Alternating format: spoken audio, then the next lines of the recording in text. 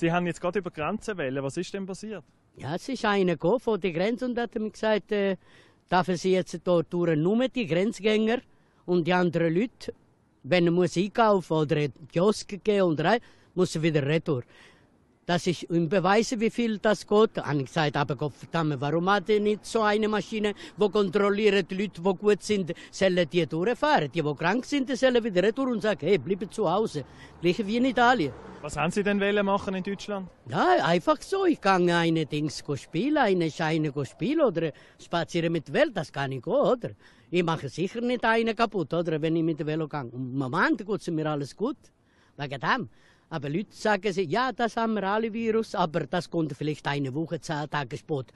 Das ist jetzt seit 3 Monaten. Wenn ich spüre, Schmerz oder Husten oder Fieber, dann kann ich auch telefonieren. Nicht einmal muss ich gehen. Muss ich nur telefonieren, einem Arzt und da sagen, was muss ich nehmen beim Apotheker. Ja, aber das ist Katastrophe. Das ist nur Business, Politik, wo so Scheissdreck jedes Mal immer passiert. Ist Ebola gekommen, ist das Scheissvogel, Scheissdreck auch gekommen. Was ist es?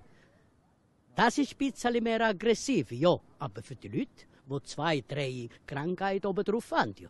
Die sind die Gefährlichen, die können sie sterben. Gibt es auch junge Leute, ein Mann oder eine Frau mit 25, 45, 40. Die wird auch krank, aber nur wenn sie richtig betroffen sind. Aber wenn die Immunität gut sind, nach einer Woche im Spital, dann geht sie wieder raus. Dann ist gut, oder? Schlimm ist nur die armen, kranken Leute, die betroffen sind.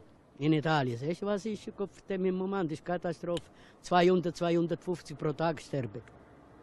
Junge weniger, aber meistens sind Alte. Und jetzt sind alle zu Hause und singen von dem Balkon. Hoffentlich geht das ein paar Wochen, 2, 3 Wochen, und dann geht es wieder diese Scheiße gleich wie die andere Grippe, die sind da waren. Was machen Sie jetzt? Jetzt gehe ich heim. Habe ich meine Pulle schon parat, Kartoffeln habe ich schon alles geschnitten, Karotte auch. Eine Peperoni mache ich und dann am 12 Uhr halb 1 essen. Keine Probleme. Also, gut, danke vielmals. Danke. Merci. Adieu.